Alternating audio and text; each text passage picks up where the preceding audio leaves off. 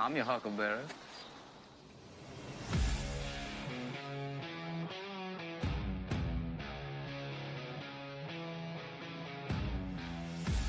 This is the Smoking Guns Podcast.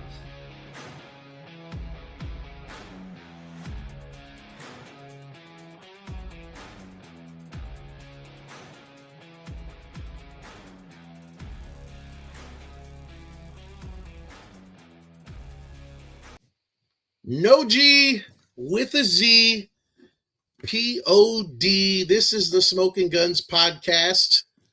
We're back, at least two of the usual three, and thank you, Ralph Judkins, once again joining us, stepping in for our usual cohort, Philip Higginbotham, and we are joined also by the lovely R.C. Woods. Hello, beautiful people. And Ralph, thanks for joining us, bud. Oh, always happy to come in. You only bring me in after a loss, though. That's not true. Well, we will try to not make a habit of that. I'm good with it. I'm good with it. Any chance to talk to the fans, any chance to explain it. Explain a chance to cry on each other's shoulders and just let it out for a little while. Let it out. I feel that. I feel that, Gunslingers fans and Smoking Guns posse. I definitely feel all the feels. Unfortunately, I'm not feeling all that great today, but we have lots of cure. I have the cure for you, Leo. What's that? Go get him a pizza. Go have a pizza. Hey, you know what? That is some great pizza. Definitely.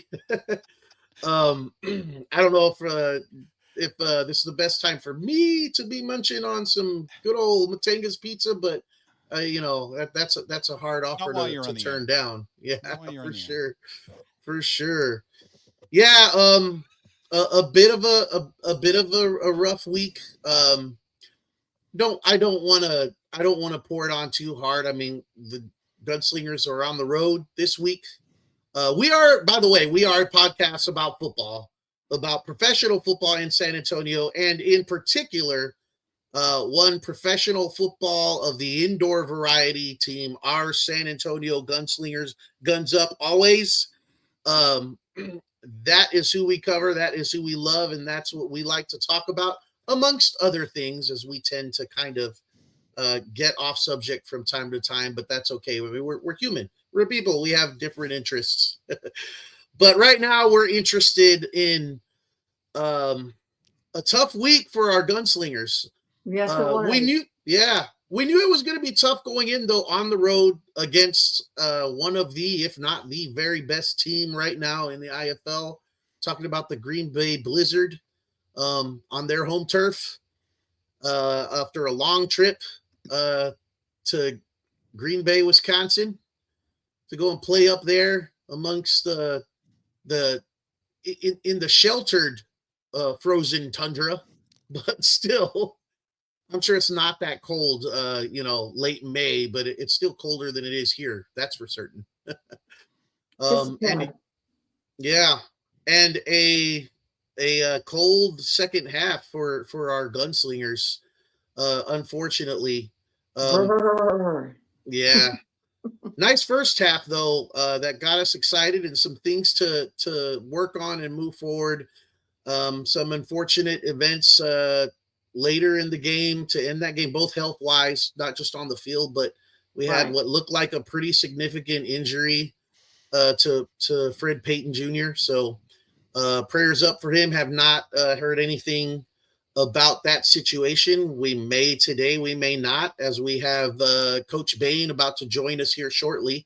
Don't know if there's any news for him to share there or that he's going to be able to reveal.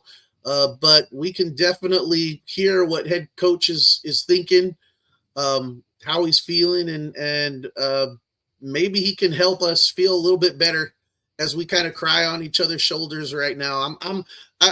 I'm almost like to the point where I want to pull out the old like Cleveland Brown style paper bag and put it over the head. Oh, we're not that jokingly. bad. We're not that bad. No, we're not. No. We're not that bad. I'm not there. I'm not there yet. We're not there yet. But it's in fun. I kid. And one thing as we hit the 5-minute mark of the broadcast to say is at least this broadcast started on time overnight. Oh, yeah. Well, I was going to talk about that later, but one of the most frustrating things about the whole night was the broadcast at the beginning, and a very, very unfortunate end.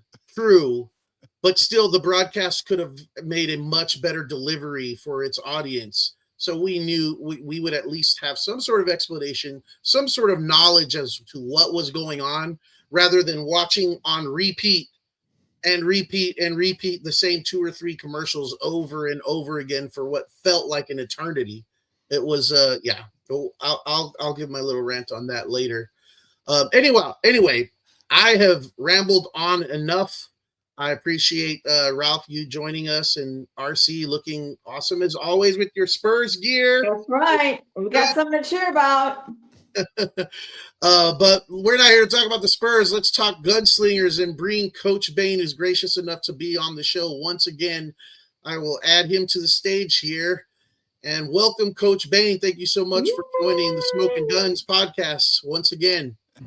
Absolutely. Anytime. I love being on here with y'all. I love what y'all do for the sport.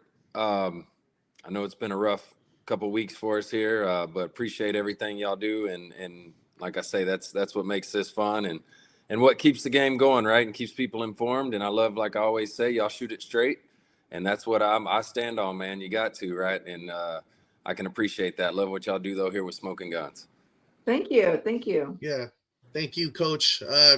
Definitely appreciate that, and appreciate you once again. I think we've said it before.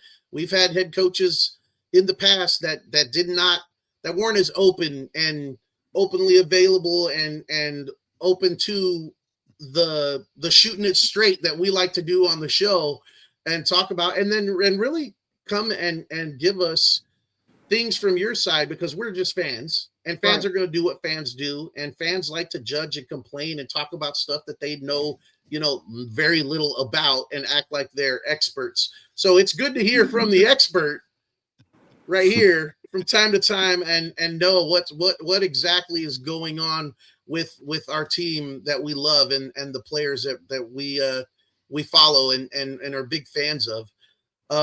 Tough night over in Green Bay. I know you knew it was going to be tough coming in. But I mean, where are you now? Where's the team now coming away from a tough road loss, looking at another tough road game? What is your approach to, it's one game at a time. So, you got to put that behind you and move on to the next. So what's going on over at Gunslinger Nation? Just that, right? Mondays are always, especially on a Saturday game, we take Mondays to put that game behind us, rewatch the game film with no commentating, no music, no commercials, no nothing, right? Just cut and dry. Film never lies. And it's a reality check, I had a discussion with Ralph earlier, it's there's times, and this has been in every game, right, where we look like we can play with anybody. And we can, talent-wise, right? We can. We are addressing, like I said to them this morning, just because of rewatching the film. I'm not changing anything schematically or who we are. I call plays based on coverage and based on studying film all week. Not saying I'm not the problem. I embrace this whole thing, and I am the head coach and will do a better job. But right now, it's the mentality of the team, I hate to say it, and I told the guys it's no real shot at them. It's not a sign of disrespect. Hope they don't take it that way, but we're front runners. When things are really good, we're really freaking good, and when one thing goes bad, you just see us kind of tank. And that's a mentality thing. It's not a talent issue. It's not a scheme issue. It's not, any of that. It's not the other teams just being better than us. I mean, every team we've played, and I hate hearing it after the game, but is y'all are so talented, man. When y'all get it clicking, y'all are going to be a tough out, and that's the truth. And I knew that, and I know that every week. And I feel confident going into every game because, fortunate part about playing for 10 and a half years was I've been a part of, 15-1 teams. I've been a part of teams that started out 1-5 and then win 8 straight because it just clicked. Not revamping the roster, not changing the scheme, not changing the plan, changing the mentality of the team. And that starts, within the locker room. I mean, it starts with us, right, as coaches, but it's gotta be, echoed in the locker room. You got to have your leaders lead.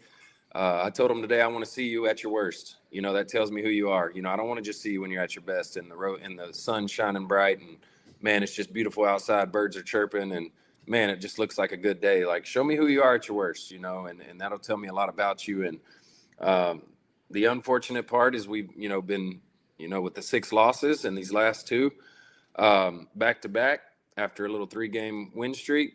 But even like I told you on that win streak, it's not to get on our high horse and feel like we're above the world. And I wonder if that kind of happened internally. Just because there was a lot of flaws in those games too, there really was. But at the end of the day, we just got to execute better, and the difference between us and your Green Bays and your Arizona and your Vegas and your San Diego and Tulsa is they execute more consistently, and consistency is everything. And that's in life, that's in football.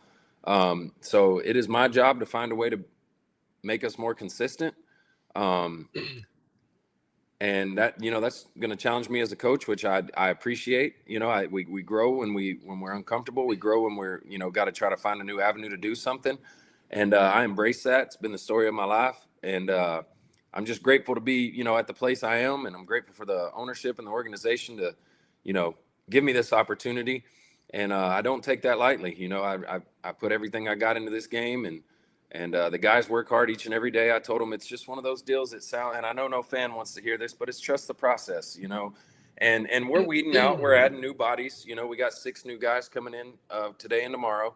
And it's not to say, the players just can't get it done. It's just at some point, if you've looked, we haven't had a whole lot of transactions. Majority of this team's been together since camp. And at some point though, you got to do your job. And if you're not doing your job and the job's there to be done, and what I mean by that is watching film on Mondays when it's all said and done and we're just not getting it done. I'm a fool to think that it's just going to snap overnight, so we're making the adjustments needed. Definitely wanting to keep the core the way it is. They know they know the standard. They know what the expectations are. But it's never a bad thing to sprinkle in some new fresh talent and some hungry guys that are wanting to come in and contribute and buy into what we're trying to do here. So but overall, like I said, it's tough, right? You get your butt kicked. I don't know, 40 points. I lost count. It sad. You go into half down 4, come out, they score, you're down 11, you score right back to back. So now it's down 4 again. And then, boy, did the wheels fall off. And it was just mental errors. And I'll sit with anybody on any film, and it's no excuses, but we shoot ourselves in the foot. Teams don't just beat us. We self-inflicted. And in this game, turnovers, man. Turnovers are killing us every week, right? You can't afford it. It's an offensive game. We got to anticipate. And these great teams, the ones that are at the top, I mean, you do the math. It's Arizona, Vegas, San Diego, and Green Bay. Probably 4 of the top 5 teams in the league, and we're right there with them, until we shoot ourselves in the foot. And then you got to know they're going to score, and that's no shot at our defense. It's an offensive game. And when you're, playing consistent on offense, that's what this game's supposed to be. I tell the guys, you're supposed to be in a shootout. That's what this is made for. That's what we sell to the fans. It's a shootout. It's a high scoring game. It's yada, yada, yada. Well, we're lacking the high scoring game part. And so just got to, stay true to who we are as far as our preparation and make the adjustments needed, because there are a few that do need to be addressed. And like I say, just practice what we preach. My message ain't ever changed. My mentality ain't ever changed. And just got to stay, like I said, even, this is hard on me too, but I can't fold. I can't waver. I can't, try to change everything just because. No, man, I'm going to find a way and whatever that means. And I tell the guys, you got to meet me there. I'm going to meet you where you are. but I need you to bring everything you got, and we're going to get this thing right, no matter how that looks, and I want to do it the right way, and got to be coachable. Thing about pro ball, I was taught early, you can't keep making the same mistakes over and over. That's how you lose jobs. That's how coaches get fired. That's how fans get mad. So got to see some improvement from the guys, but overall, I got to be better too. Whatever that entails, I'm here for it. I embrace that. It is definitely what I wake up every day to try and achieve, is just choosing better, man, however that looks. And well, on that note, Coach, I did have a legitimate question here, because yes, sir. you came out and we scored 2 touchdowns on 3 freaking plays. My first thought is, in the big game, they script the crud out of the opening series. Do you script? And if so, was that not the best results that you've ever gotten from scripting an opening sequence? Yeah, I mean, it's hard to say I script. I was talking earlier with folks and then yourself. I may have a call sheet on the sideline. I don't use it. I'm really big on preparation. If I've done it all week, right, it should be second nature based, because I call plays based on coverage. I'm not one of those. And in the outdoor game, you get a lot more coverages. So you'll see teams script plays to, if I'm in this formation, what do we line up in? If I'm in this, what coverage are we seeing? Yada, yada. In our game, especially in this league, it works for them, right? These teams are very consistent, but that's why they're good at it. They run what they run. They, in the last 2 games, why I was so frustrated is they are true to who they are on defense, zone teams. And I'm, just the preparation I put into it, I feel like we're ready for any zone team. We're going to have outlets, and we're going to be able to put guys where they're not. It's kind of the chess match of it, right? But yeah, that first drive, I always have a couple plays in mind based on where the kick return. If they kick it out of bounds and we start on the -20, I have 2, and then based on the flow and feel of everything, that's how I go about it.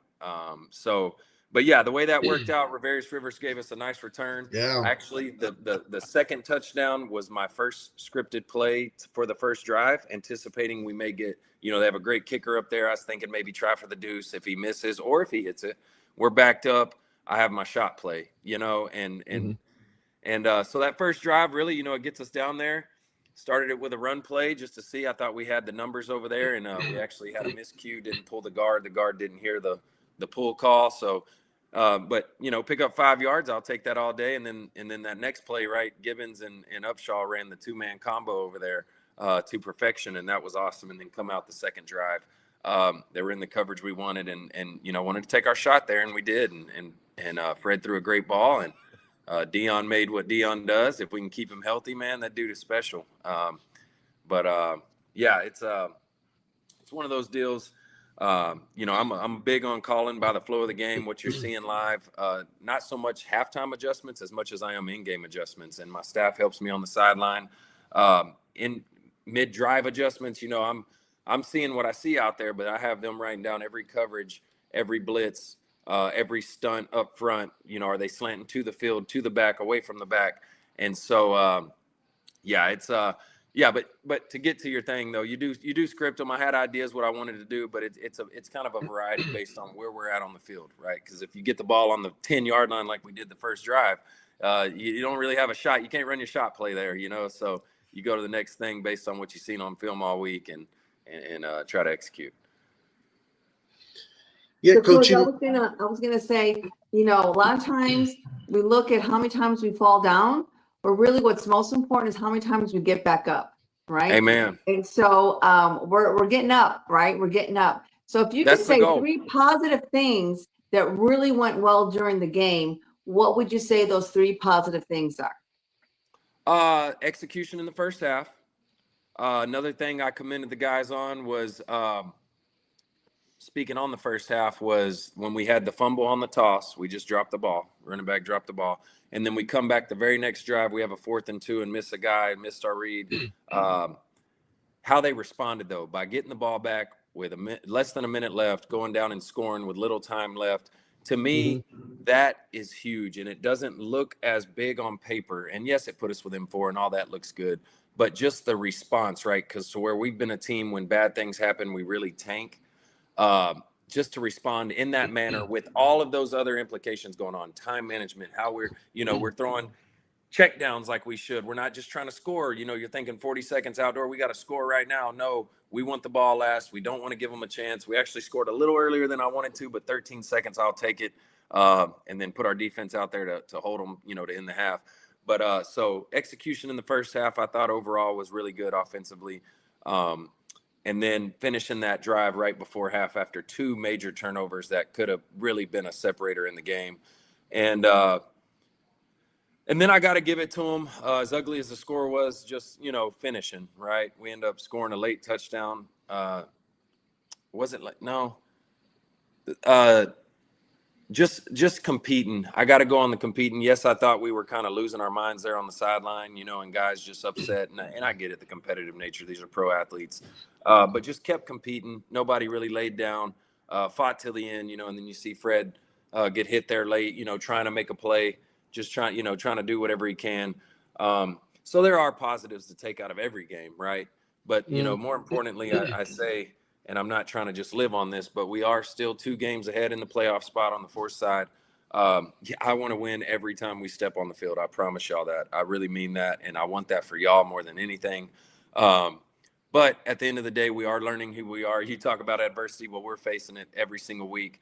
So when it does click, and it will, it's going to. I believe in this group, and I believe with the additions we're adding, and we're doing everything in our power to make it do so. And there are flashes of it. Like I said, it's just about doing it consistently. So knowing that's the main topic for us and the main point, we're going to do everything we can to make that a reality and to be more consistent, to give y'all what y'all deserve, right? And that's wins. San Antonio deserves it. This organization deserves it, what they do for the players and all the different things, right? And I'm not just trying to be glass half full to get people off it's a real thing. And I hope y'all all believe. If not, I understand. I do truly. I do still appreciate your support. The last home game was amazing with the crowd we had out for military night. But this gunslinger team is right at the brink of turning this thing around, against the good high-powered teams that you see in the rankings and all that. It's just an execution issue, and I take full responsibility of that, and we'll be better moving forward. Yeah, Coach, you mentioned the talent on the roster. And, a lot of young guys, like you said, you mentioned both. You mentioned Cook. Yep. I assume you're talking about Deion Cook, but we also have the other Deion McShane. Yep. Yeah, who's shown a lot. Heck, if we could get our full receiving core healthy at one time, y'all have only seen it once this year. To have our full 3 receivers healthy at once, you've seen it only one game, and trust me, that's tough. But it's part of this game, right? Next man up, got to make plays. Like this week, Derrick Rose. Wow. I mean, maybe not touchdown wise or whatever, but did y'all see the 3 4th down conversions he made on big catches? Yeah. I mean, this is a guy that's been with us since camp, stayed true, trusted the process, never wavered, just continues to show up and grind each and every week. And then his number's called, and I couldn't have been more proud of him. And that's why I want to shout him out. But that's what this game's all about, right? That's what you play it for. Injuries are the most unfortunate part of this game, but it's just the reality of it. It's a very physical game, and the surface isn't forgiving. The walls aren't forgiving. Yeah, if we get them all healthy at once with Deion McShane, Deion Cook, and then Glenn Gibbons, I mean, he's playing lights out. This kid is unstoppable. Every coach comes up to me after the game and says, wow, what do you do with him? And you can't. I'm sorry. I see it every day in practice. He's one of the most elite route runners in the game, sure-handed, very savvy. There were play calls that I called in the game that we have not repped because I do tag every route. That's the luxury of this offense. And a guy like like Glenn Gibbons, you can just tell, hey, usually my out routes are at 15, but on that specific 4th down, I asked him to run a 7-yard out of a tight formation, and he ran it to perfection, and the ball was out on time, and it was a 1st down, So it's a luxury to have a guy like him. But yeah, overall, the rookies, I can't give them rookies no more, man. We're 8 weeks into this thing, 10 or 11 together with the bye weeks.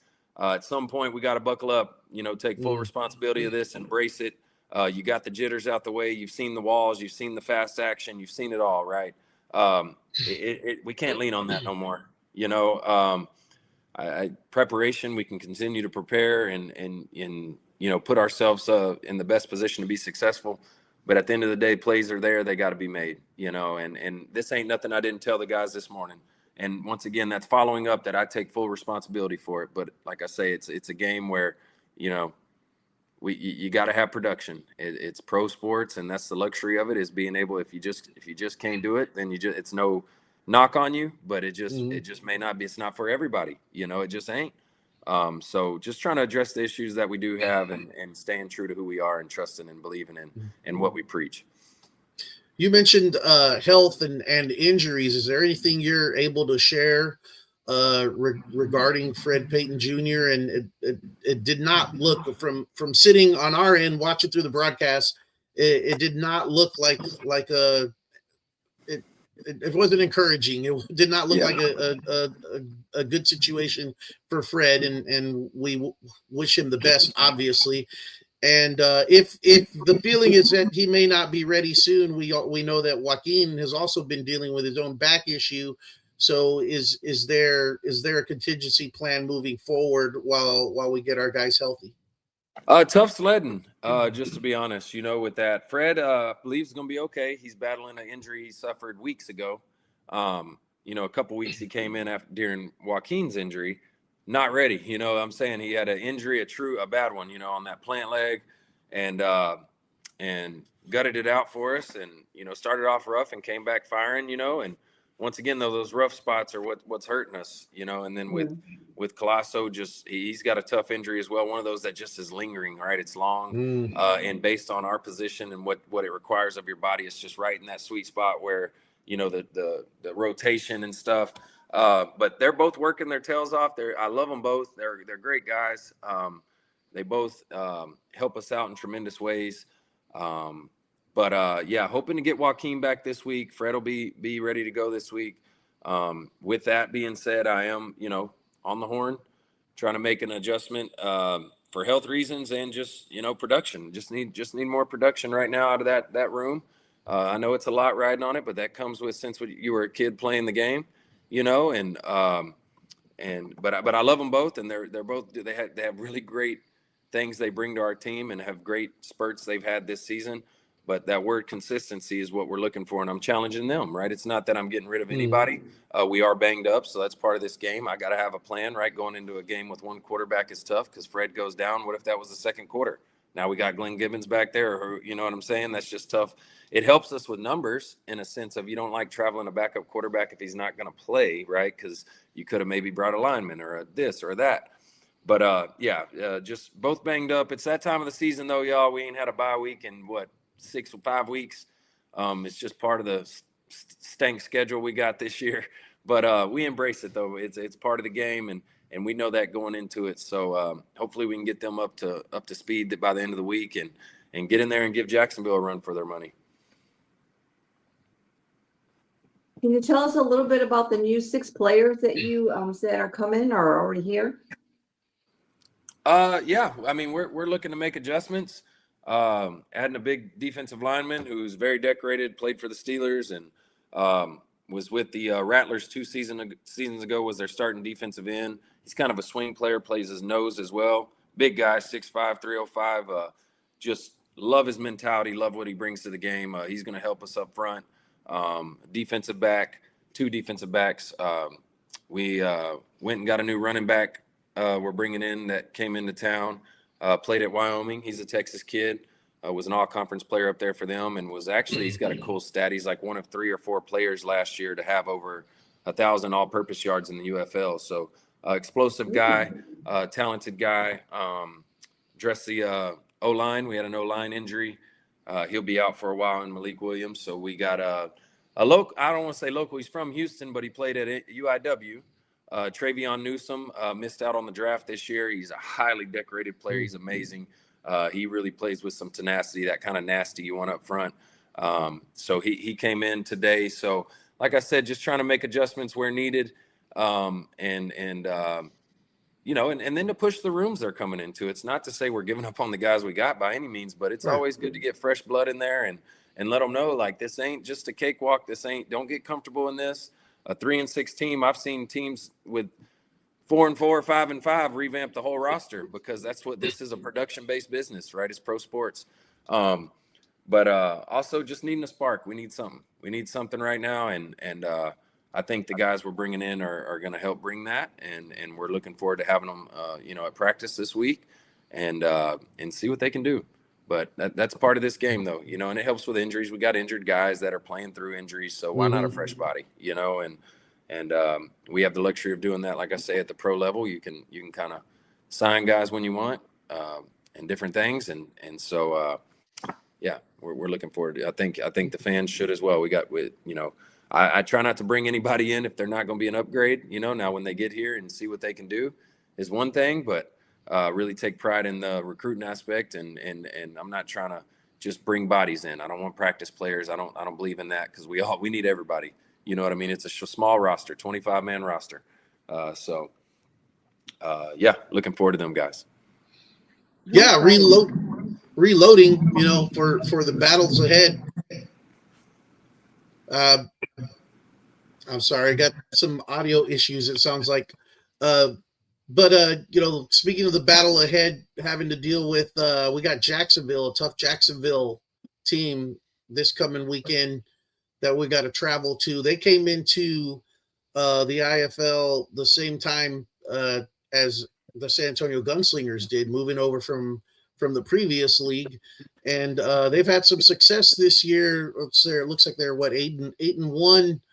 7-0 in conference. Yep. Yeah, that would be a sweet road victory to kind of get out there. I don't know if there's any extra incentive on any of the whiteboards over at Gunslinger Nation. I mean, we want to get a W regardless, right? But right. This one would be, I mean, for Gunslinger fans that have been following the team for a while, and there's some history between these two teams, this one would be extra sweet. 100%. Yeah, I mean, I tip my hat. They're having a good year. You know what I mean? They got a very explosive offense. Defensively it's generic, but it's enough. If you got to score an offense, you just don't. A lot of these teams do too much or try to do too much schematically, and then it gets you out of position. These guys will line up in what they're in, and they will run it till the cows come home, which to me I think is an advantage, right, offensively for us, because we know what coverage they're going to be in. They are a zone team. They run the same zone a lot, and they're good at it. But that means there's voids in every zone, right? And our goal is to put people where they're not. And I feel really good with the game plan already, and it's just Monday, but already getting onto it. Feel really good about it, and like I said, just challenging the guys each and every day just to choose better, man. Whatever that looks like for them, choose better. I say it's not a talent issue. I don't think it's a scheme issue. I think it's just a mentality issue, if you will, and once again, taking full credit for that. But just wanting guys to go out there, and what better way? Like I mentioned earlier about the playoff deal, and I told them, reiterated today. Yes, I hate to say this, it's really weird, but like Tulsa's loss, Green Bay's loss, those didn't affect us in the playoff hunt. Right now, our goal is to play our best football, right? We want to win every single game. Please don't ever get that twisted from my mentality.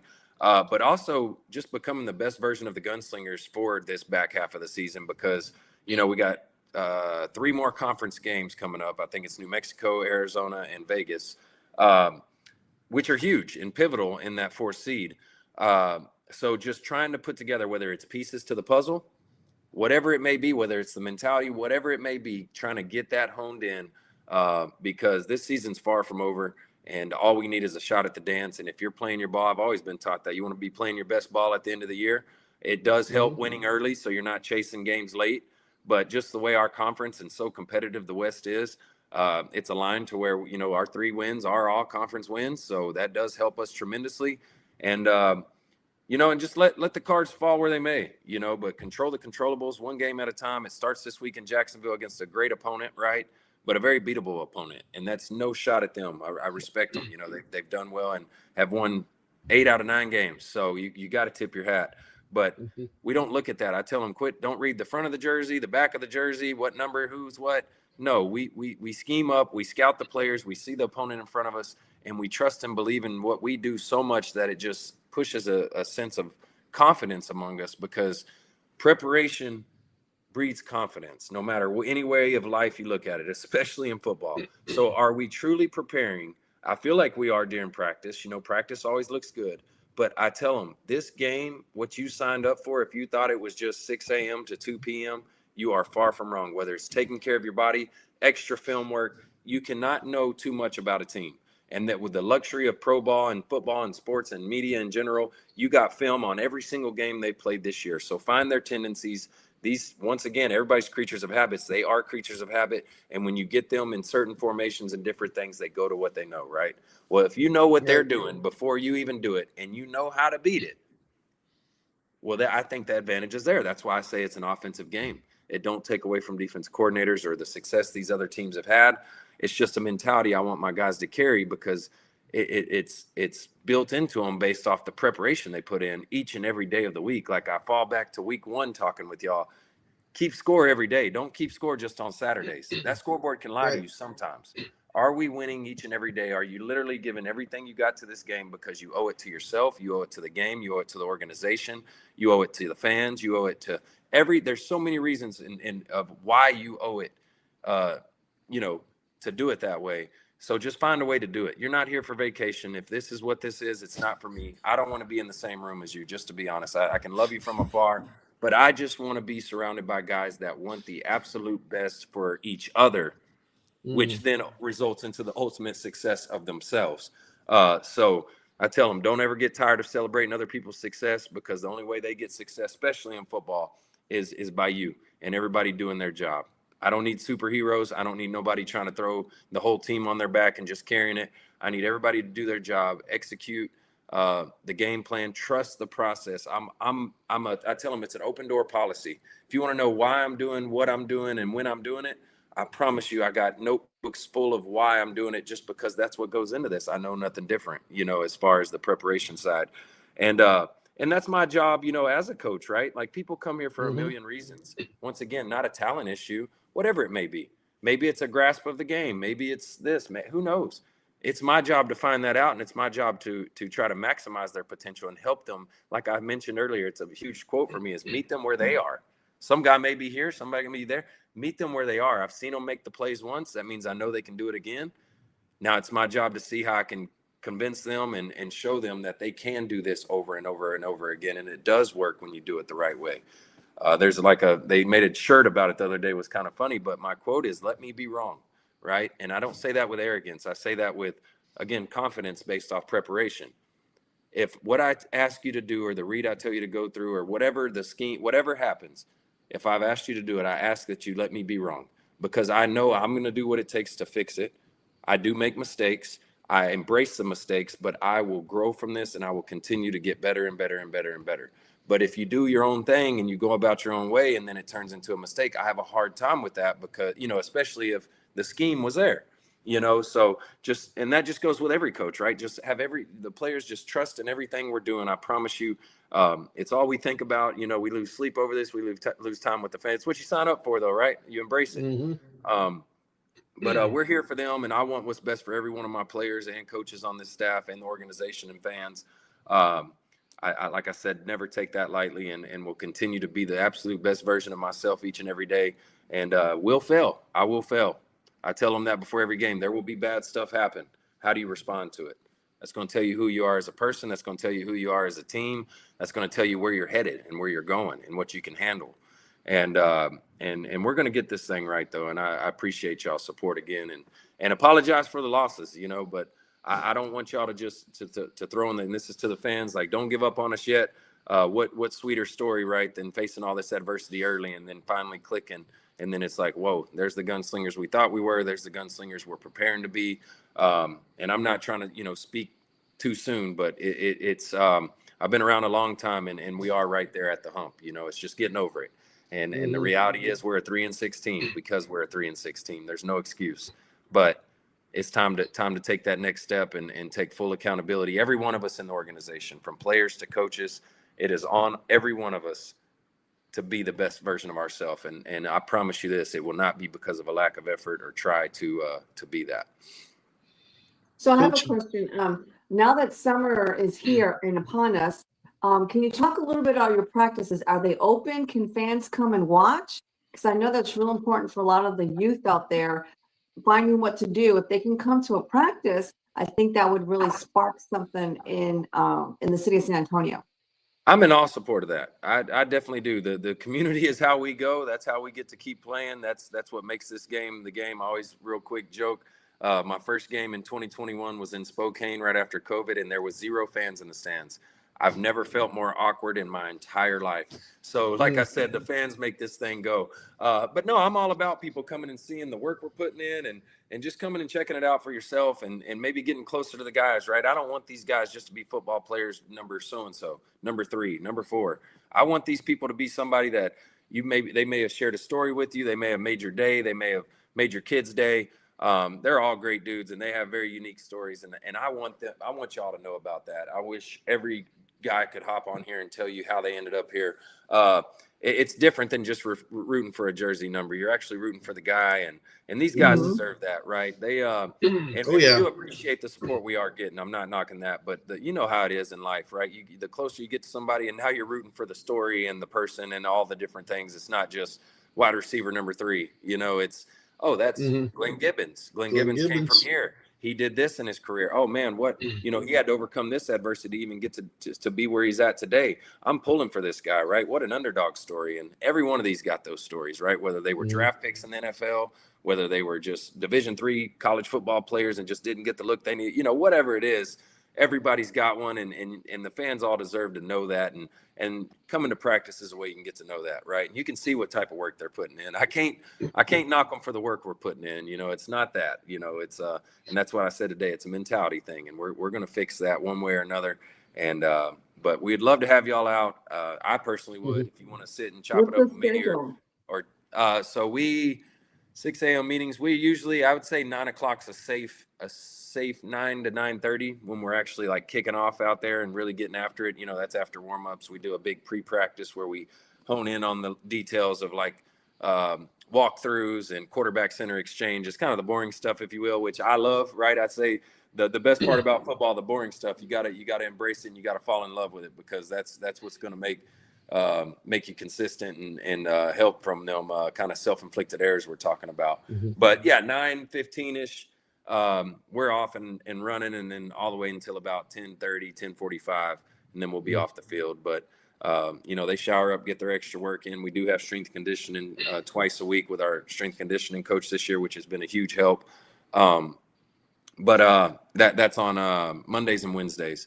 But Tuesday through Thursday, feel free to come check us out. I know the weather's supposed to be a little funky this week. At least that's what it said this morning, but we are in Texas. It could have changed its mind. That's right. But I'm all open for it. And like I say, you can pick my brain. I'm here for you. Good, bad, or ugly. Coming off a 2-game loss, I'm here to talk football with you and answer any questions you may have. I understand what it's like to be a fan rooting for a team that's maybe not doing like you want them to, and respect your opinions and all the different things. But I won't shy away from it, run from it. I'm here for it. The good times and the bad, the ugly, the not so good, the halfway decent, whatever you name it, I'm here for it and ready to, like I say, flip the script and turn this thing around. Yeah, good point, RC. With school kids being out of school now, it being a great opportunity for families and bring their kids out so they can kind of experience that and see these guys putting in the work before the games on Saturday. Well, Coach Bain, thank you.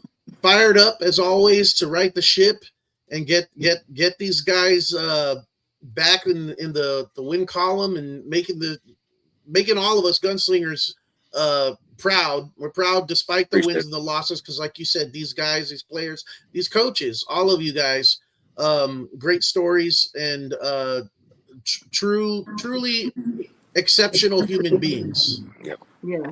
And just stay ahead of the sugar cookies. That's all I ask. Just stay ahead of the sugar cookies. And we get our first playoff appearance in the IFL, and it's all good. I mean, yeah, no, that's the plan. Who knows? That's the plan. And like I say, y'all keep rooting these guys on. Like I said, this ain't for me. This ain't for me. My goal is to give these guys everything I promised them. That's an opportunity to play their best version of football and give them an opportunity to get whatever out of this game they want.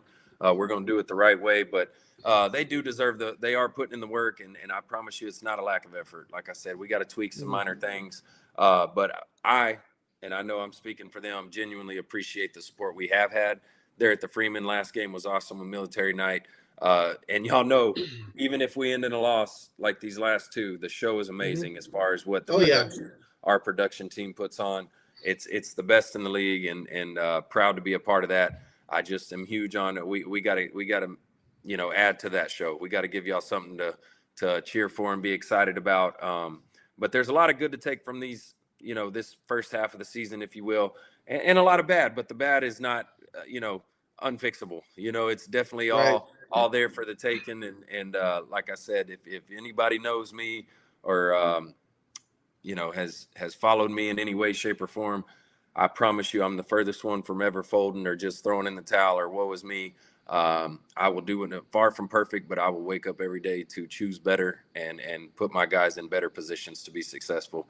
It's not all on them, and that's the ultimate goal. And you got my word on that. I love this city. I love how they embrace this team. And I love how y'all have embraced me throughout this, first year as a head coach. And like I say, I do it to prove those that believe in me right. And let the chips fall where they may. But the Gunslingers, we're right there. And I know that sounds funny coming off a 40-point loss, but a few things here and there will get that fixed. But thank y'all again. Appreciate y'all having me on the show. Thank you for what y'all do. Much love and appreciation. Thank you, Coach Bain. We appreciate you joining us. Good luck to you and the Gunslingers this coming weekend. And hopefully we talk about a win the next time we have you on over those guppies over there, as I like to call them. You dang right. That's my old stomping grounds too. We had won a championship out there in 2019, so it'll be even cool. better. As much as it's that rivalry. The Shark Tank's a fun atmosphere. I'm excited for the guys to get to play in that. They've been around forever. Always put on a good crowd and different things. But man, what better way than to go in there and kind of spoil what they feel right now is like the Super Bowl, just the way they've been playing this year and getting wins, and a close one this past weekend with a missed block field goal against a good Fishers team. We're far from out, and I think they know that over there too, just from watching film. Like I say, you cut the commentating off, you cut everything off and watch the film cut and dry. They're probably thinking the same thing. They can't let this one slip, but it's our job to get out there and make it happen. So looking forward to the trip to Jacksonville, and looking forward to talking with y'all next week. We'll be watching, Coach Bain. Thank you. Thank you. Guns up. Guns up. Guns up. Coach Jonathan Bain joining us on the podcast once again. Tremendous guy. Great person. Rookie coach, but I think has the right attitude, the right personality, the right fire to get things turned around. And Leo, that's a huge point.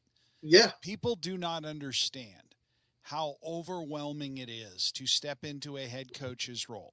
He came from being an assistant 1 year as an assistant coach, and now is the head coach with all the responsibilities of everything. And what has he done? He has outworked. I mean, he went into Green Bay. Green Bay has the longest tenured head coach or assistant head coach for the same organization as I think anyone in the league. And he goes up there and we play pretty well. We played pretty well against the team, and we weren't unprepared. Coach Bain was not unprepared. And I got to say that really is the huge difference. He's going to be something special here. He really is, because he works very, very, I mean, all coaches do, but he's finding it. He's finding the holes, he's finding the gaps, and he's giving us a chance, and we're in the game. And this is the kind of stuff. Hey, we're 2 games ahead of the Sugar Skulls. Yeah. 3 and 6. Sugar cookies. Yeah. The cookies are, we're a 500 team in conference. They're 2 and 5. Everyone else is 1 and 8 or no wins at all. We just got to hold on to 4, and who knows? Make the playoffs, man. We got somebody else, I think, who's got some insight into that coming up next, right? Yeah, we got a little bit more to talk about. And Chase Risman, our local sports journalist, joining us, so we can kind of react to what Coach Bain had to say and talk a little bit about that point, Ralph. Welcome, Chase. I'm happy to be here. Hi, Leo. Hi, Ralph. Hi, RC. Yeah, thanks for joining us. So, Chase, listening and hearing what Coach Bain just said, I know we came away from this past weekend with certain feelings and look at the team and disappointments. But he brings up some good points about the talent on the team and just some execution issues, bringing in some other guys to kind of light some fires. And they say iron sharpens iron. So when you have guys coming in that might take your job, you have other guys as well that are on the team that might be stepping up a little bit because they don't want to get cut. So, as hard as it is to look back and focus on, or as easy as it is, I should say, to look back and focus on difficulties, on failures, the right move is to look forward and try and fix what the issues are, which is what Coach Bain is hard at work at doing. Is that what you're feeling, Chase, or what are your thoughts on what Coach Bain had to say and this week's events? Yeah, I thought, he was honest. He didn't, try to, he didn't try to hide anything. I'm going to be honest. This game was pretty emotional for me because it's my two favorite IFL teams. I root for the Gunslingers when I'm not at the John Wayne Field at the Freeman Coliseum press box. And then the Blizzard are my IFL team because I'm also a Packers fan and I have to support Green Bay. Having said that. Did you just say the Green Packers, you're a fan? You've known this for almost 2 years. Right? I'm sorry? Yes.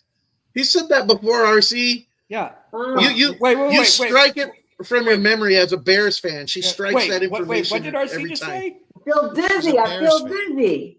She's a Bears fan. Oh, no. Well, we can debate about that. Oh, now you. Oh, that's not a debate. Our team is better, but we'll get to that later. We'll get to that. Wrong later. show. X Wrong him format. out. Wrong format. X him out. We waited all this time for that. We'll deal. I'll put up with you later. Okay. Anyways, it was it was a pretty big game for me. I'm going to be honest. I wasn't. The Gunslingers didn't play bad. That fourth quarter was a disaster. But other than that, they played all right. Not bad considering Green Bay is the best team in the East. And I think Coach Bain will tell you that same thing. They played really well considering the opponent. It was just, the talent gap caught up to them in the fourth quarter. But even then, they didn't play that bad. Well, the pivot was halfway through the third quarter. We came out of halftime, we executed, we were in the game, and halfway through the third quarter, and then I don't even want to think about the fourth quarter. We fell behind by 2 possessions, and then we just started falling down. Yeah. So here's my take. Just looking back at how things went and piggybacking on what you guys have just said, I thought the Gunslingers came out in the first half. And it was almost like a heavyweight fight, just trading punches. And it was almost like, you give your best shot, you hit the favored fighter and you rock him. And he's like, whoa, I wasn't expecting that. And then all of a sudden there's a little bit of fear in his eyes.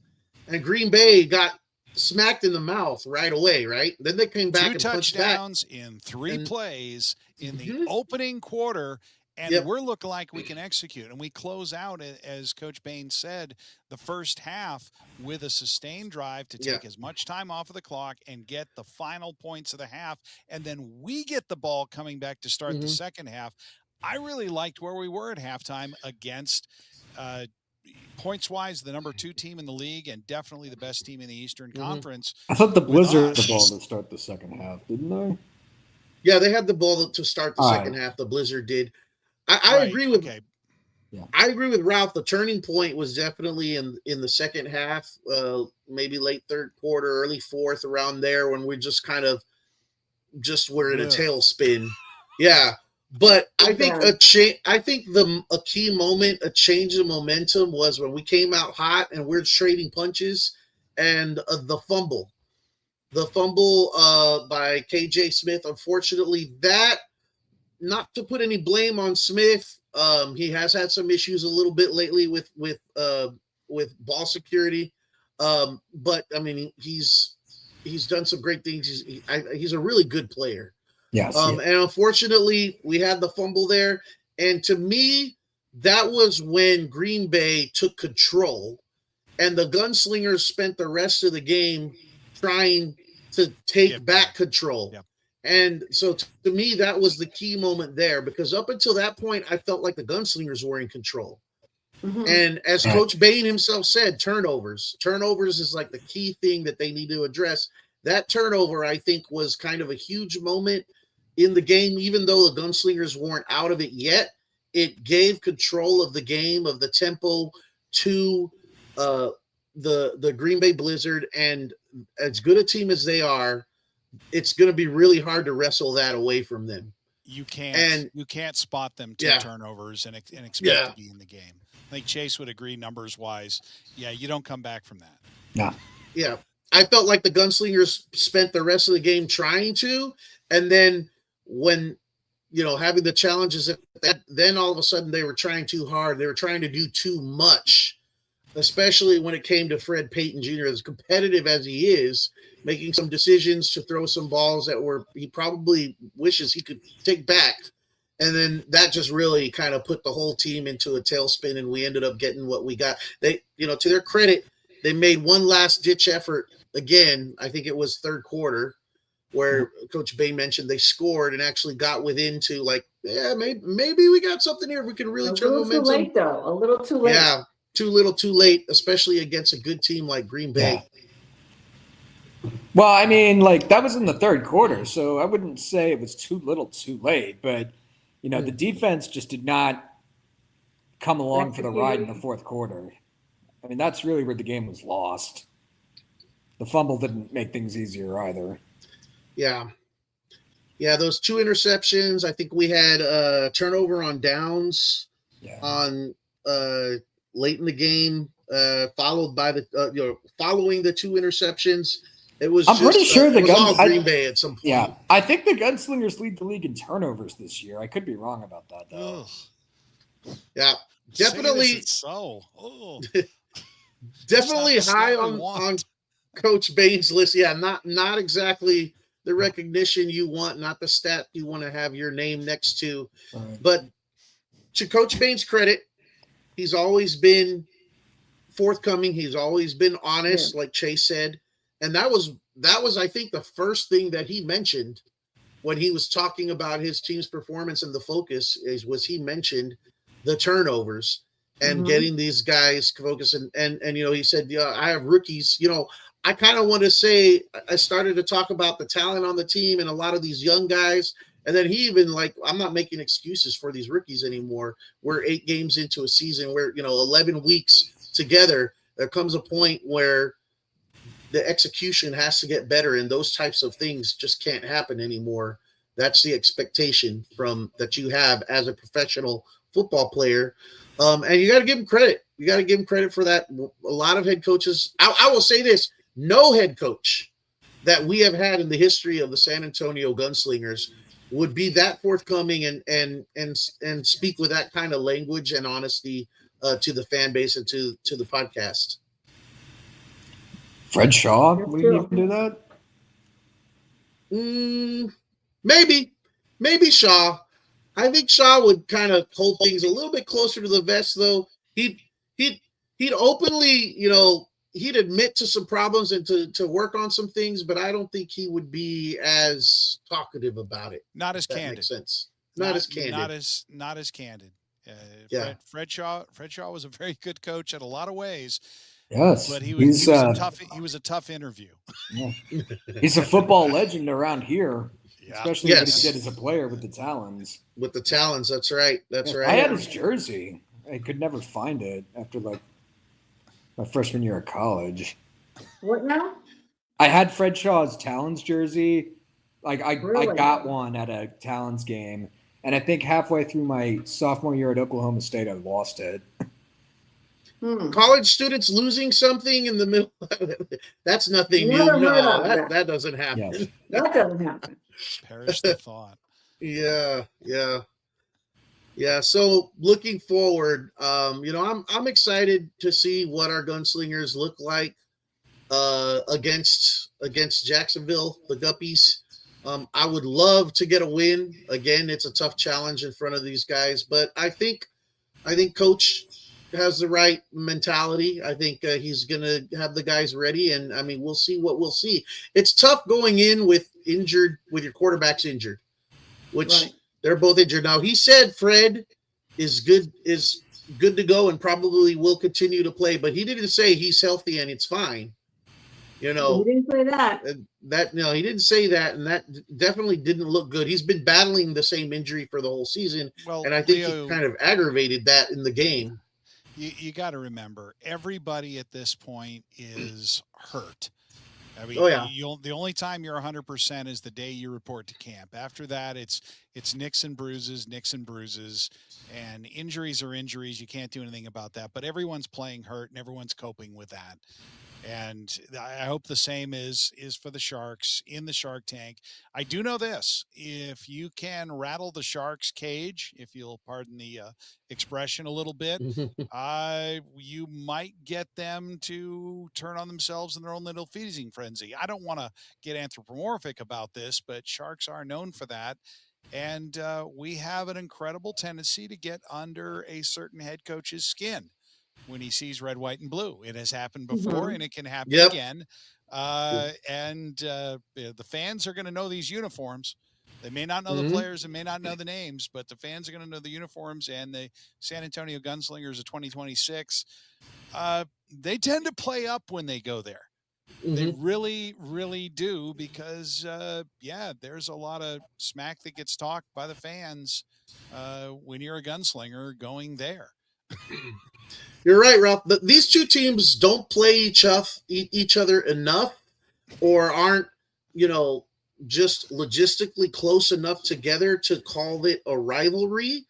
But when they play each other, there's definitely something there.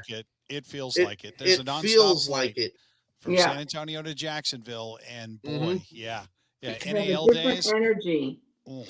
I'm going to be honest. Every Gunslingers game from here on out is a must-win for the team. Not just to stay in a playoff spot, but also just to get people into John Wayne Field at the Freeman Coliseum. The Spurs aside, sports in this town can be a hard buy, especially when you're losing. I'll get to the Gunslinger Sharks game in a second, but I need to talk about, something else. My best friend and her husband are going to the Gunslingers game next month against the Orlando Pirates. That's going to be their first indoor/arena football game in person. I don't know what I'm going to say to them if the Gunslingers play in the first half that afternoon the way they did in the fourth quarter against the Blizzard, and the entire game before that against Tulsa. So, I mean, really every game from here on out is must win, not just to stay in the playoffs, but also just to get people into John Wayne Field at the Freeman Coliseum. Ralph, what happened? With me? Oh, you're back. Oh, I think you went out. Your screen went out for a minute. You can tell them, "Aye, matey, I'm glad you made it." I don't arg like that. Now for the Gunslinger Sharks game. Yeah, if the players don't have any can't get motivated enough for this game, like there's going to be a real problem, because just like last year, you get to go there to the Shark Tank, you get to go up against that raucous crowd, and you have a chance to beat the Sharks again. I remember last year it prevented them from getting a home playoff game. So maybe this year they can prevent them from getting the 1 seed in the East. That would be something. That would be nice. Yeah, they won't like that. No, I definitely think this is a game that Coach Bain, being from that, that was his old stomping grounds, like he said, and hopefully these players will kind of feel that. Obviously, coming off a 40-point loss or whatever it was last week, they've got a bad feeling in their stomachs right now. They got a storm brewing in their belly, and if not, they should. They should. but I think they do. If they didn't, I think Coach Bain would already have, found another guy who could get that fire in his belly. But like he's mentioned, these are competitive guys. They're talented guys. They haven't been able to get it together. Part of that is youth. Part of that is just who they've played. They've played some pretty tough teams to this point. And it's been a frustrating season. It's been frustrating for them. It's been frustrating for us. But I mean, it's been frustrating for them. Coach Bain said it himself. He said, "This is hard on me too." I said that, but he's not giving up. He's working at turning it around, and hopefully they can do that this weekend against the Jacksonville Sharks. It's tough. It's tough right now to be positive, and as a Gunslingers fan, a lot of people just look at the record. Chase, like you said, bring in some new fans in, and you're right. It's a big deal to get people to come in and be there at Freeman Coliseum and attend these games when they see the record. Right. You're trying to bring in new people. The good thing is, if they do come in, if you do manage to get them in here, then they will love it, because it's always a good experience. Win or lose, it's always a fun time. Yes. If they lose, and they lose whichever way, sometimes what's more frustrating, a close loss or a blowout? Oh, a blowout. A blowout? Yes. Okay. So even when it's a frustrating loss like that, it can be, you still have a good time in the entire presentation of the production of a San Antonio Gunslingers game. Have to bring this up here. We have James Minier. I'm Hey, going to butcher his last name. Jim, Yes, he goes by Grenier, and Grenier. he is Mr. Sharks, also the media director for the entire National Arena League. Yes, we're looking forward to coming back to Duval. It's gonna be loud. We are. We'll be rooting from afar. I mean, some of us may be going to the game. If you're going to the game, let us know in the comments. That's great if you are. We have had fans attend the games in Jacksonville before, so I won't be surprised. But we will definitely be watching from afar, hopefully in some sort of a watch party format. That's yet to be seen, but we'll see if we can put something together at least sooner in the week than there was an attempt, by the way, for those of you watching and wondering, there was an attempt at putting together something. Obviously, it was very late, and we had some complications and some contentions with some other things going on around in San Antonio. That's not going to go away this coming weekend, by the way. But we will try and put something together and let the fans know if we're successful with that. But yeah, Jim, we're looking forward to this game. I know the Shark fans, Guppy fans are looking forward to it as well. And it will be an interesting. Definitely would be a great W for the Gunslingers to put under their belts. Absolutely. Yeah. So Chase, you mentioned you got friends coming over for the Orlando Pirates game. That's in July. Yeah. July 11th. That's the home game.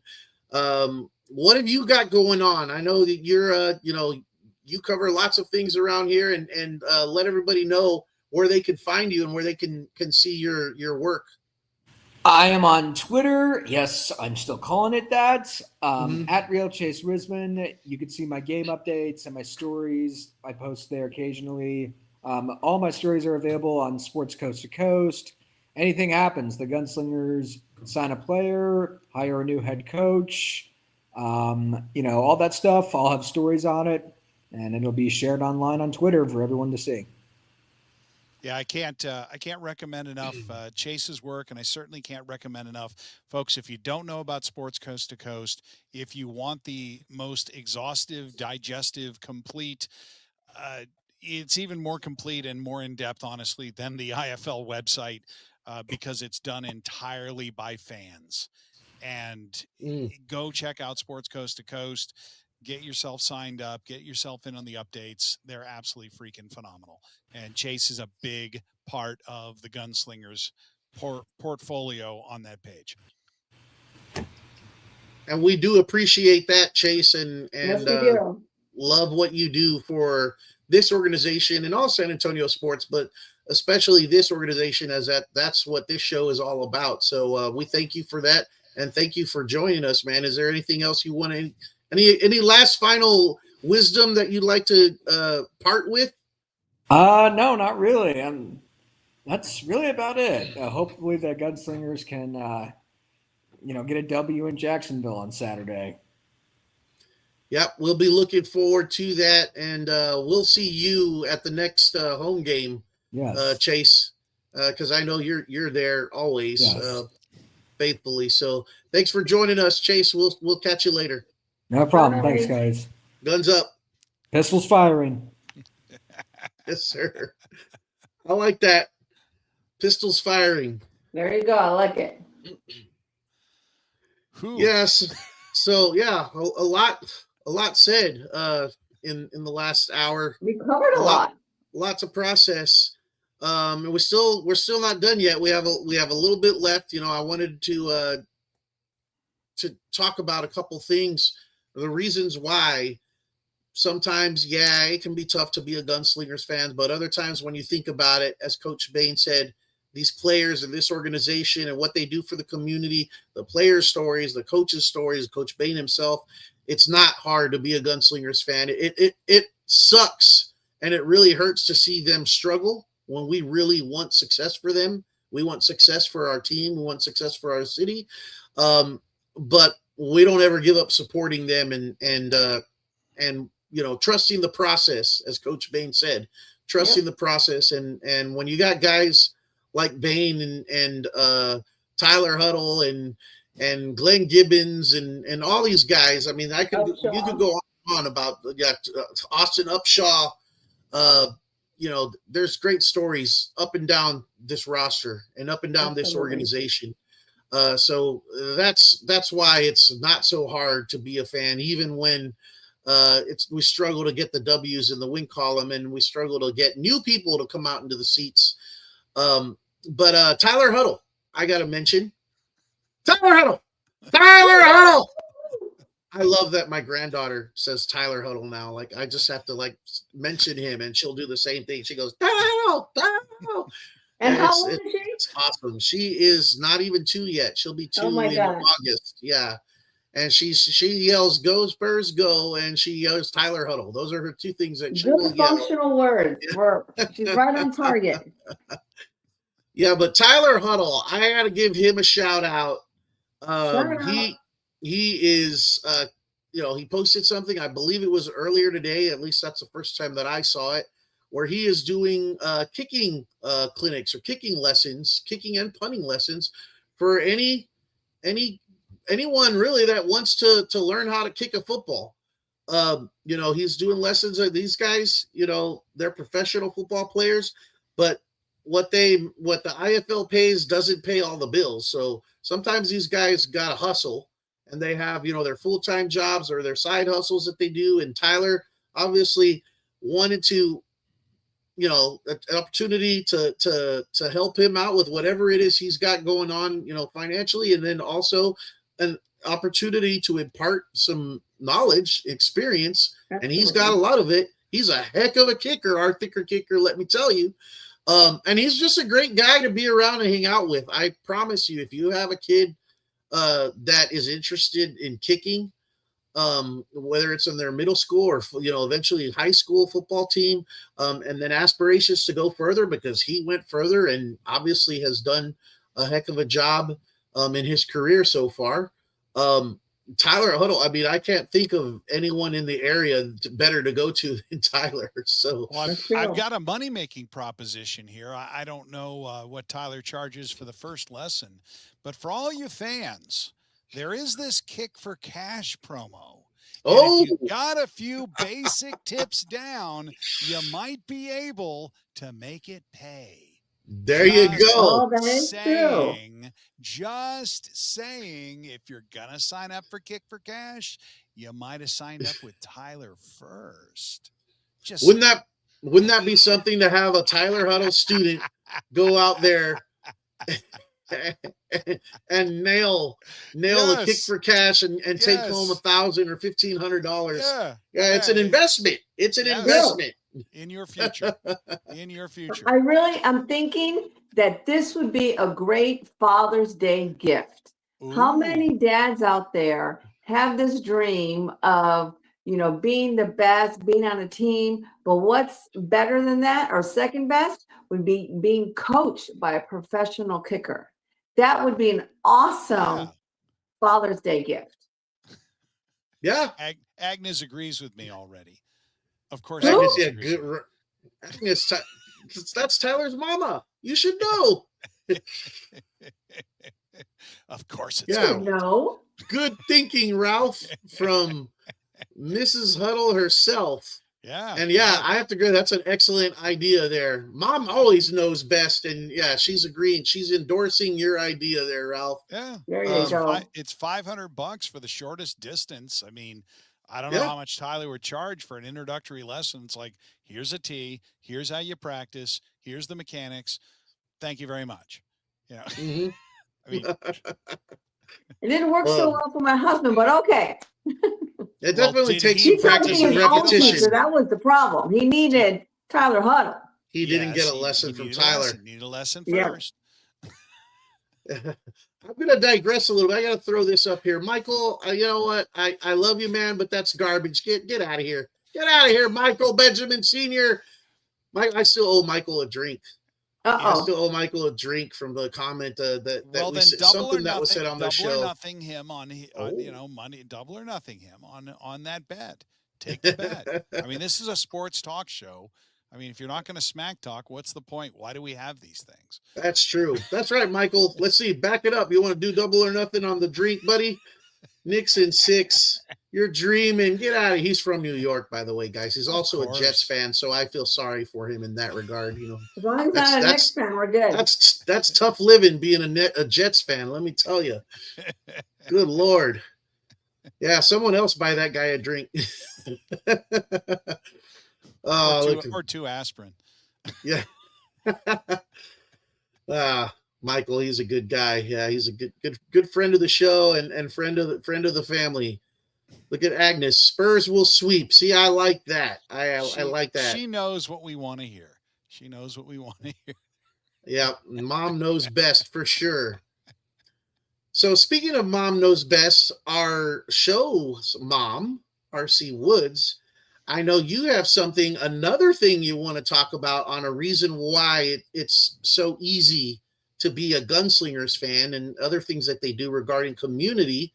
Give us the scoop, RC. What's going on? All right. I have to put on the glasses for this one. Okay. So this weekend, can you believe this weekend, June 6th from 9 to 1, we have 2 camps going on with the 6 shooters. The first one is called Sparkling 6 Shooters, and this is for ages 4 through 12. The cost is $70. It includes games, crafts, pom-poms, t-shirts, and snacks.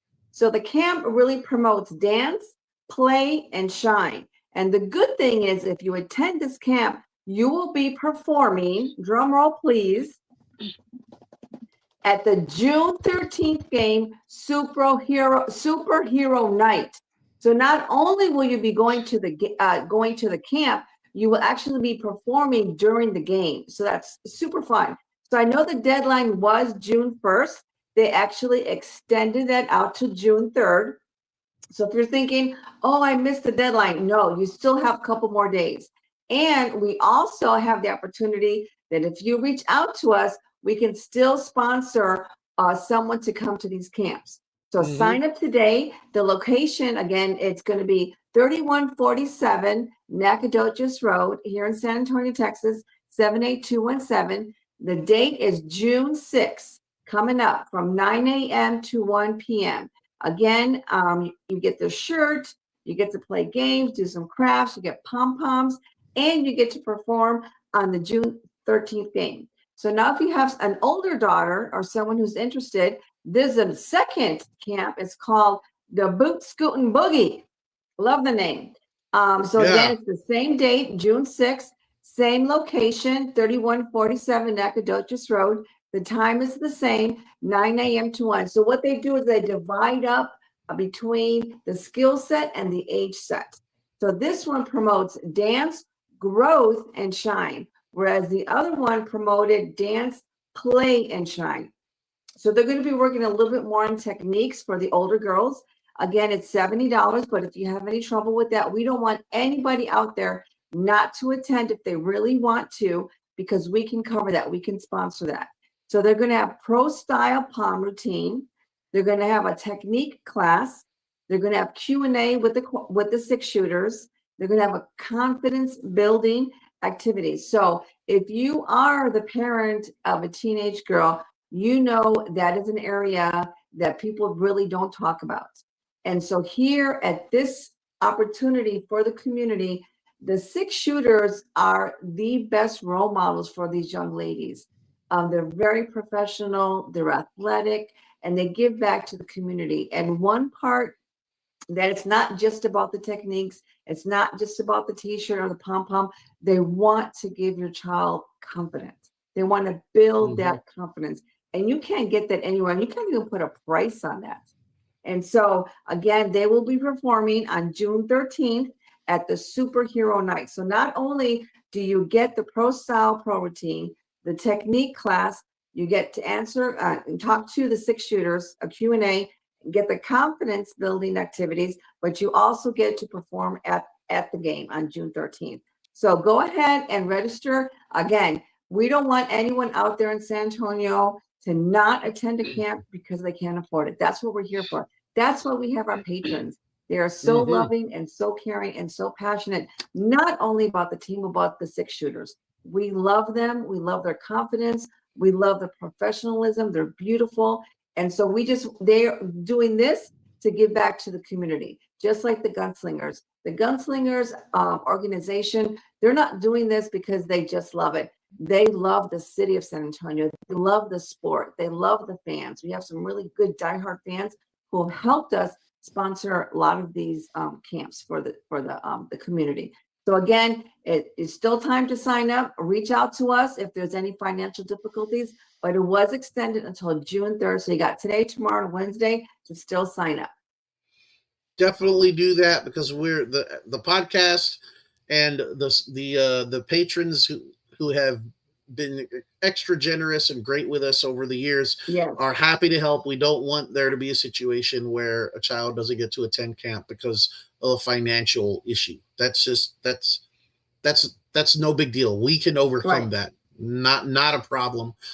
So yes, definitely reach out to the show, message myself or RC.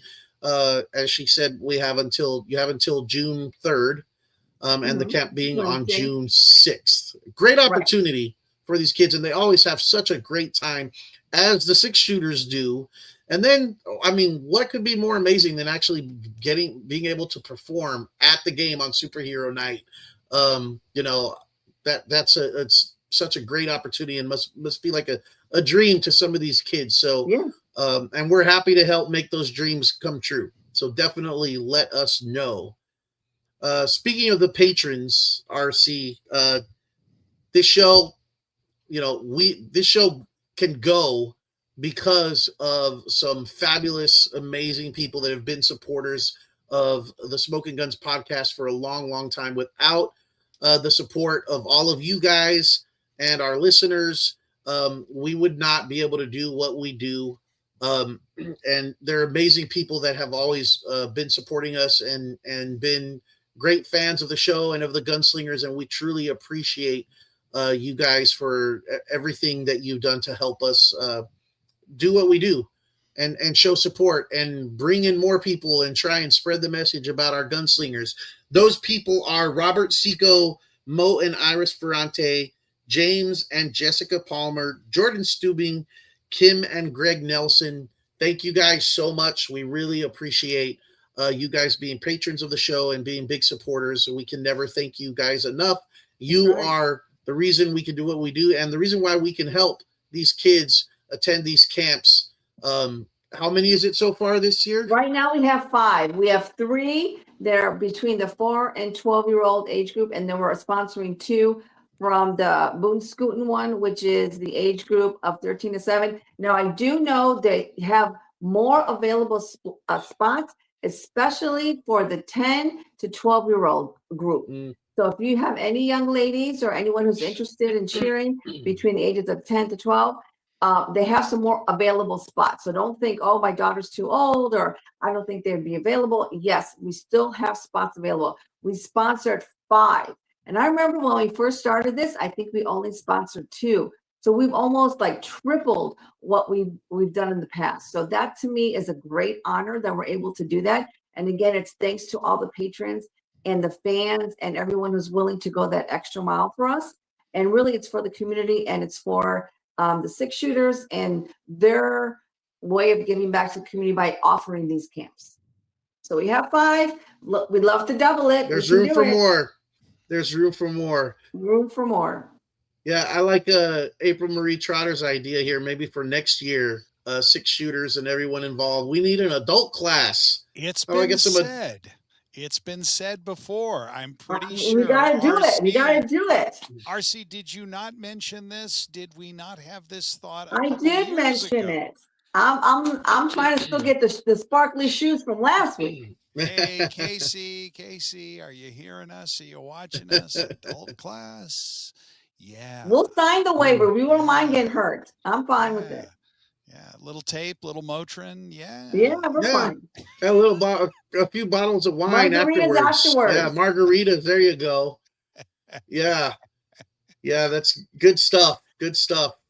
Yeah, with that, I mean, we are the Smoking Gun. Ralph, you got anything you wanna say? Some parting words? I am so happy to be here. I'm so happy to be a part of this.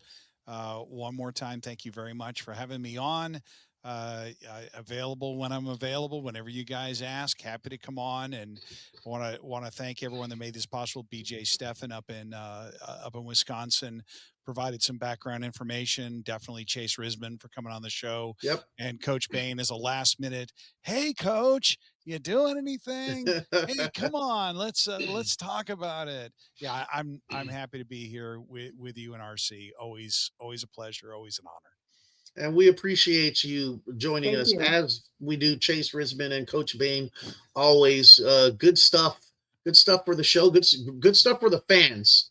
We are just a medium for them to share information and reach out to the fan base and tell them, just hold on, trust the process, hang with us. It's gonna get better. And we have no reason to not believe in Coach Bain and give him that. We will trust the process and hope for the best and support our guys. And yes, your wisdom, Ralph. I guess we always enjoy your wisdom. Is that because I'm a wise guy?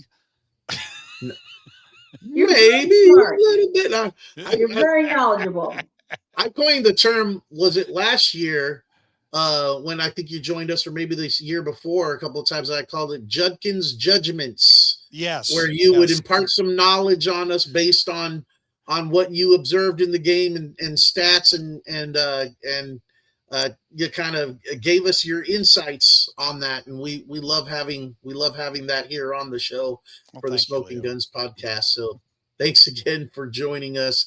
Well, we've reached the end. I think we've talked enough.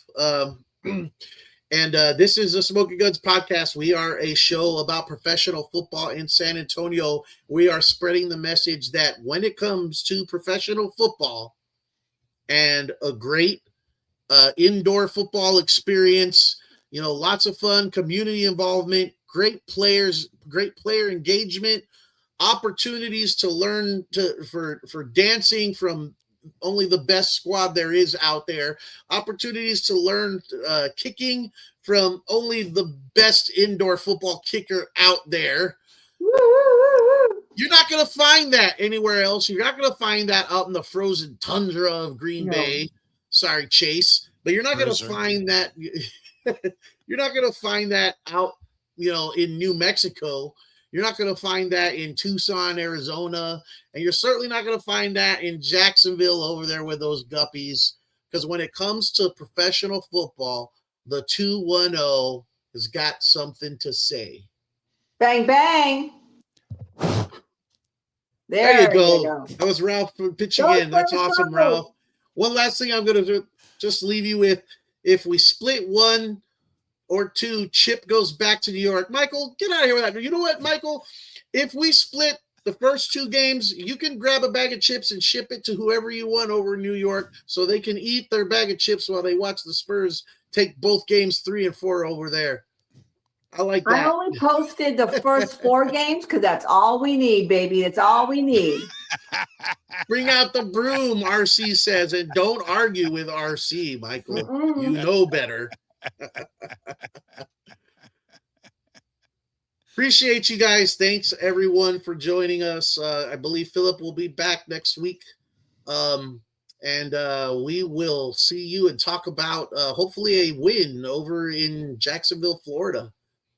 Keep your guns up. Guns Night, up. everybody. Good night. Bye.